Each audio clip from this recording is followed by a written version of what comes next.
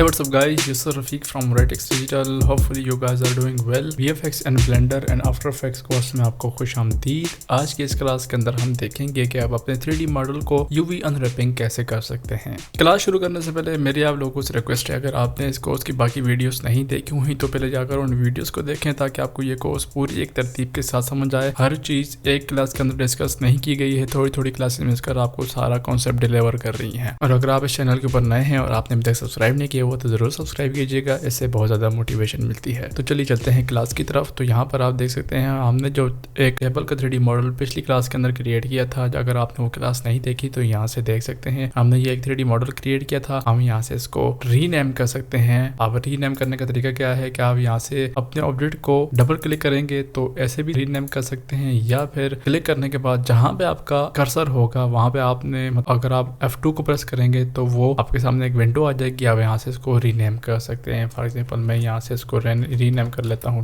Table. आज की इस क्लास के अंदर हम देखेंगे कि UV अनरैपिंग क्या होती है। उसको देखने के लिए मैं यहाँ से सबसे पहले टेबल को बंद कर लेता हूँ और एक हम क्रिएट करते हैं क्यूब। ये हमने क्यूब क्रिएट कर लिया। तो जितने भी ऑब्जेक्ट हैं जो हम यहाँ से क्रिएट करते हैं आप देख सकते हैं साथ में लिखा हुआ जनरेट UV, यानी कि UV जो है वो भी जनरेटेड होती है। UV को आप कह सकते हैं कि ये आपके टेक्सचरिंग को डिफाइन करती है कि उस ऑब्जेक्ट के ऊपर टेक्सचर आप अप्लाई करेंगे वो कैसे दिखेंगे। थोड़ी देर में आपको ये सारी चीज क्लियर हो जाएगी। अगर हम यहाँ से UV एडिटिंग टैब में जाते हैं तो आप देख सकते हैं कि ये जो आपका क्यूब था, अगर मैं यहाँ पर ए को प्रेस करूँ तो वो एक क्लास से खुलकर यहाँ आ चुका है। ठीक है, ये UV टैब है। यहाँ पर अपने मॉडल को सिलेक्ट कर सकते हैं, यहाँ पर उसकी UV देख सकते हैं। UV क्या है कि 2D रिप्रेजेंटेशन है आपके टेक्सचर्स की, यानी कि आपके टेक्सचर कैसे नजर आएंगे। 1 by 1 का एक टेक्सचर हो जो यहाँ पर ओपन हो, आपका वो टेक्सचर आपके मॉडल में से कहाँ से नजर आएगा। मैं यहाँ से अगर देखें, अगर फेस मोड पे क्लिक करता हूँ तो ये आप देख सकते हैं कि ये जो फेस है,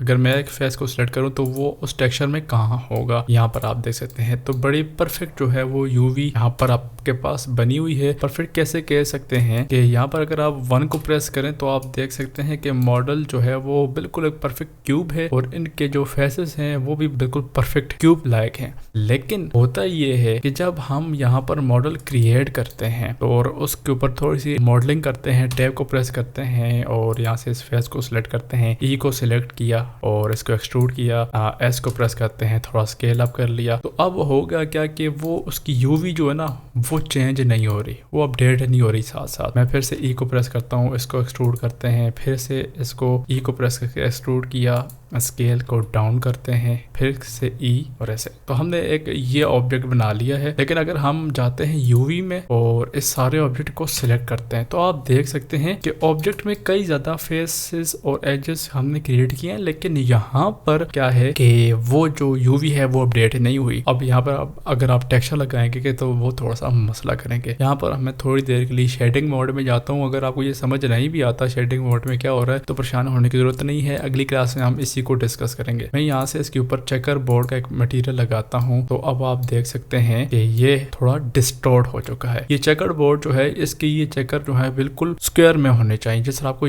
तकरीबन यहाँ पर नजर आ रहे हैं। लेकिन अगर मैं इसकी वैल्यूज को चेंज करता हूँ तो आप देख सकते हैं कहीं भी ये परफेक्ट स्क्वायर नहीं है और यहाँ पर आप देख सकते हैं कितना अजीब सा लग रहा है। तो यहाँ से अगर मैं लेआउट में जाता हूँ और Shift A एक प्लेन क्रिएट करते हैं और उसको साइड की तरफ लेके जाते हैं, या हम कह सकते हैं टेक्सचर पेंट में जाते हैं, सॉरी शेडिंग में जाते हैं और इसके ऊपर भी मैं अगर यही चेकर मटेरियल लगा लूं तो 7 को प्रेस करते हैं तो अभी आप देख सकते हैं उसके ऊपर जो आपको नजर आ रहे हैं वो बिल्कुल स्क्वायर में है। जबकि सेम यही चीज अगर आप टेक्सचर देखें इस मॉडल के ऊपर तो वो स्क्वायर में नहीं है। उसकी वजह ये है कि हमने यहाँ से फेस को एक्सट्रूड करके यहाँ पर लेके गए थे तो उसकी UV भी जो है वो स्ट्रेच हो गई थी। अब आपको इसको दोबारा सोल्व करना पड़ता है। इवन आप यहाँ पे देखें यहाँ तो बिल्कुल ही खराब हो गई है। तो उसके लिए हम क्या करते हैं कि UV को अनरैप करते हैं, उसको ठीक करते हैं। तो यहाँ पर आप देख सकते हैं प्लेन जो सिलेक्टेड है, प्लेन बिल्कुल एग्जैक्टली उसके ऊपर आया हुआ है। लेकिन अगर मैं टैब को प्रेस करूँ इस मॉडल को सिलेक्ट करूँ फिर टैब को प्रेस करते हैं तो आप देख सकते हैं कि ये फेस, ये देखिए मैंने फेस को सिलेक्ट किया हुआ है और यहाँ पर ये फेस कैसे नजर आ रहा है, तो ये बिल्कुल भी सही नहीं है। इसको सिलेक्ट करता हूँ, ये देखो दोनों एक ही पोजीशन के ऊपर हैं जो कि नहीं होने चाहिए। यहाँ पे देखें ये एक लाइन की सूरत में आया हुआ है तो ये भी बिल्कुल गलत है, ये बिल्कुल ठीक है। ठीक है, ये जो आपको नजर आ रहा है बिल्कुल ठीक है क्योंकि हमने इस फेस को छेड़ा ही नहीं है। ये भी ठीक है, ये भी ठीक है। इसको सिलेक्ट करते हैं, ये सिलेक्ट करते हैं, आप देख सकते हैं इनकी यूवी सही नहीं है, हमें इनको अपडेट करना पड़ेगा। यूवी क्या है कि वो आपकी 2D रिप्रेजेंटेशन है आपके टेक्सचर्स की। तो अगर आपने अपने टेक्सचर को इस फेस के ऊपर रिप्रेजेंट करना है तो वो इसकी उसकी शक्ल इससे मैच करनी चाहिए। तो उसके लिए हम क्या कर सकते हैं, अगर मैं सब फेसेस को ए की मदद से सिलेक्ट करूं तो यहाँ पर ऊपर आपको नजर आ रहा होगा फेस, सॉरी यूवी के ऊपर प्रेस करते हैं तो आपको कुछ ऑप्शंस देगा कि आप अपने 3D मॉडल को कैसे यूवी अनरैप करना चाहते हैं, कैसे आप चाहते हैं कि वो प्रोजेक्शन उसकी हो, वो कैसे उसकी 2D रिप्रेजेंटेशन चेंज हो। तो यहाँ आपके पास कोई ऑप्शंस हैं, क्यूब प्रोजेक्शन है, सिलेंडर प्रोजेक्शन है, स्फीयर प्रोजेक्शन है। तो ये ज्यादा मेनली करता है कि आपकी ऑब्जेक्ट की लुक किसे मैच करती है या वो आप कह सकते हैं किसको चेंज करके बनाया गया है। मैं यहाँ से अगर क्यूब प्रोजेक्शन करता हूँ तो अब आपको कुछ जो है वो फेस वगैरह यहाँ पर नजर आ रहे होंगे, यानी कि मैं अगर इस फेस को सिलेक्ट करूँ और इसको मैं मूव करवा के बकायदा यहाँ पर लेकर आ सकता हूँ तो भी आप देख सकते हैं कि हम बकायदा अपनी यूवी को खोल रहे हैं। तो ये ऐसे हो गया।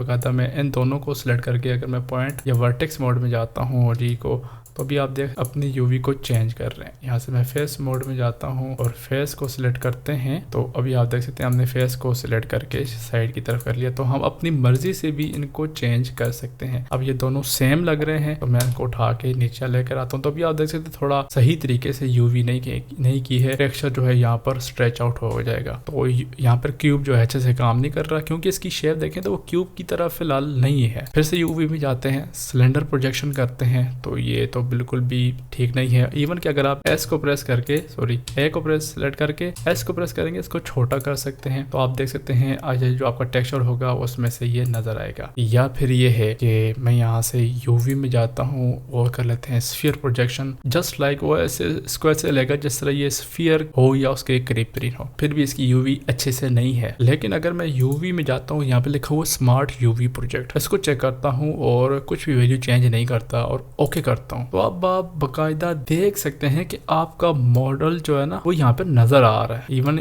ये जो रीजन है इसके साथ मैच कर रहा है। मैं यहाँ से इस फेस को सिलेक्ट करता हूँ तो अगर मैं यहाँ से 1 को प्रेस करूँ तो आप देख सकते हैं इसकी जो हाइट एंड विड्थ है वो बकायदा यहाँ पे मैच कर रही है। यहाँ पे आप देख सकते हैं तो आप देख सकते हैं इसकी यूवी बड़े अच्छे तरीके से हो गई है। अब अगर मैं यहाँ से शेडिंग मोड में जाता हूँ तो आप देख सकते हैं वो जो आपको क्यूब नजर आ रहे हैं वो बकायदा परफेक्ट क्यूब से हैं। तो वो आपको बड़े अच्छे से नजर आ रहे हैं। सारे जगह के ऊपर जो क्यूब्स हैं वो सेम एंगल के ऊपर हैं। मैं इनकी वैल्यूज को इंक्रीज करता जाऊंगा तो आप देख सकते हैं वो स्ट्रेच आउट नहीं होंगे। तो ये बकायदा अब इसकी यूवी अच्छी हो गई है। अब इसके ऊपर जो भी टेक्सचर आप लगाएंगे वो आपको अच्छे से नजर आएगा। तो इस तरीके से आप यूवी प्रोजेक्शन कर सकते हैं। तो मैं यहाँ से लेआउट में जाता हूँ और यहाँ पर हम क्या करते हैं कि इस क्यूब को डिलीट कर लेते हैं और इस प्लेन को भी डिलीट कर लेते हैं। टेबल को ऑन करते हैं तो हमारे पास ये टेबल आ चुका है और हम शेडिंग में अगर जाएं और इसके ऊपर हम एक न्यू मटेरियल या आप कह सकते हैं चेकर को एक्टिवेट करें तो यहाँ पर आप देख सकते हैं कि हमारा टेबल के ऊपर भी स्ट्रेचिंग आपको नजर आ रही होगी। यहाँ पर आप देख सकते हैं जो बॉक्सेस हैं वो कैसे नजर आ रहे हैं और यहाँ पर जो बॉक्सेस हैं वो कैसे नजर आ रहे हैं। तो ये बिल्कुल भी ठीक यूवी नहीं है, हमें इसकी यूवी ठीक करनी पड़ेगी। उसके लिए हम क्या करेंगे, यूवी एडिटिंग में जाएंगे और आपका ये जो टेबल है इसको आपने ए प्रेस करके सिलेक्ट करना है। तो आप देख सकते हैं यूवी कितनी ज्यादा खराब है। ये बिल्कुल उस क्यूब की तरह ही है जिस तरह क्यूब शुरू में क्रिएटेड था। तो हम क्या करते हैं, यूवी में जाते हैं और यहाँ से हम करते हैं इस यूवी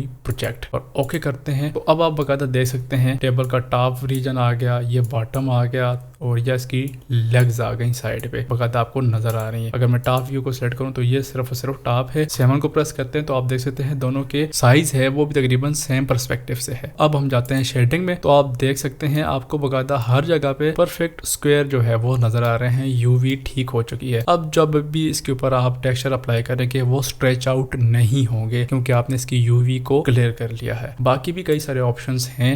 अगर मैं इसको ए सिलेक्ट कर लेता हूँ, सारे फेसेस को यूवी में जाते हैं तो यहाँ पर दो और ऑप्शन हैं, project from view and project from view और ब्रैकेट में बाउंड है। तो ये क्या है, प्रोजेक्ट फ्रॉम व्यू करते हैं तो ये जो इस व्यू से आपको नजर आ रहा है ऐसी ही यूवी यहाँ पर क्रिएट करके आपके सामने आ जाएगी। तो मैं यहाँ पे यूवी पे सिलेक्ट करता हूँ, प्रोजेक्ट फ्रॉम व्यू करते हैं तो आप देख सकते हैं वही टेबल आपके सामने ऐसे आ गया है। ठीक है, यहाँ पर ऐसे जाते हैं, यूवी प्रोजेक्ट फ्रॉम व्यू करते हैं तो ये देख सकते हैं टेबल की प्रेजेंटेशन ऐसे आ गई है। ये तब होता है, फॉर एग्जाम्पल आपके पास एक टेबल की इमेज है, 2D इमेज है जो कि इस एक्सिस से या आप कह सकते हैं इस पर्सपेक्टिव से ली गई है। तो आप क्या कह सकते हैं कि बकायदा उस इमेज को ऐसे प्रोजेक्ट कर सकते हैं तो आपके पास रियल इमेज की प्रोजेक्शन आ जाएगी। या फिर ये है कि यहाँ पे यूवी पर सिलेक्ट करते हैं, प्रोजेक्ट फ्रॉम व्यू करते हैं और साथ में ये क्या होगा कि बाउंड हो जाएगा आपके ये जो बॉक्स है उसके इर्द गिर्द। ठीक है, छोटा बड़ा नहीं होगा, उसके साथ फिट हो जाएगा। और साथ में यहाँ पर आपको नजर आ रहा है मार्क सीम एंड क्लियर सीम। तो ये बेसिकली क्या है कि जब आपके पास बहुत बड़ा मॉडल होता है तो आप बाकायदा क्या करते हैं, जिस तरह आप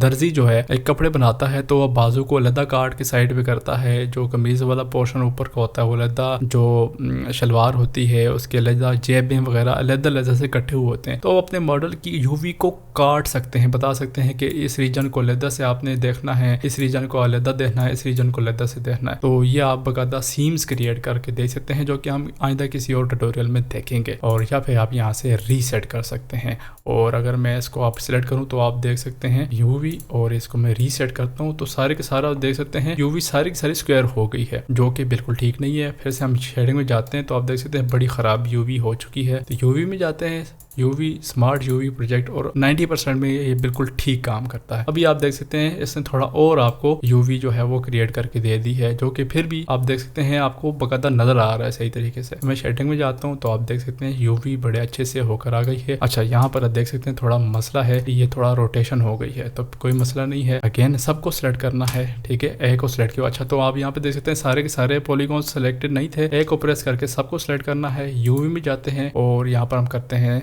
स्मार्ट यूवी प्रोजेक्ट और इसको ओके करते हैं। तो अब आपके पास टॉप एंड बॉटम व्यू आ चुका है। तो शेडिंग में जाते हैं तो आपकी यूवी सॉल्व हो चुकी है। अब इसके ऊपर कोई भी टेक्सचर लगाएंगे तो वो खराब नहीं होगा। तो ये थी यूवी कि आप ब्लेंडर के अंदर यूवी अनरैपिंग कैसे कर सकते हैं, जिसकी वजह से आपकी टेक्सचरिंग बहुत ज्यादा अच्छी हो जाएगी। आपको किसी किस्म की स्ट्रेचिंग या रिपीटेशन वगैरह कुछ भी ऐसा कुछ नजर नहीं आएगा और आपके टेक्सचर अच्छे से काम करेंगे। और अगली क्लास के अंदर हम देखेंगे कि आप टेक्सचर किस तरीके से अप्लाई कर सकते हैं। स्टेबल के ऊपर हम प्रोसीजरल टेक्सचर्स भी देखेंगे, हम जो बैक्ड हैं टेक्सचर वो भी लगा सकते हैं, जो जैसा आप चाहें वो टेक्सचर स्टेबल के ऊपर लगा सकते हैं। तो इसका टॉप वाला रीजन जो है वो मार्बल पे कन्वर्ट करेंगे और बॉटम जो लेग्स हैं उनको लकड़ियों में कन्वर्ट कर देंगे। तो अगर आप देखना चाहते हैं कि इसकी शेडिंग कैसे होगी तो आपने इस चैनल को जरूर सब्सक्राइब करना है और बेल आइकन को प्रेस करना है ताकि जब नई क्लास आए तो आपको पता चले। और तो उम्मीद है आपको ये वीडियो पसंद आई होगी। अगर पसंद आई तो लाइक करें, अगर आपको कोई क्वेश्चन वगैरह तो नीचे कमेंट सेक्शन में पूछ सकते हैं। और अगर आप चैनल के ऊपर नए हैं, आपने अभी तक सब्सक्राइब नहीं किया हुआ तो जरूर सब्सक्राइब कीजिएगा और हो सके तो दोस्तों के साथ शेयर कीजिएगा। मिलते हैं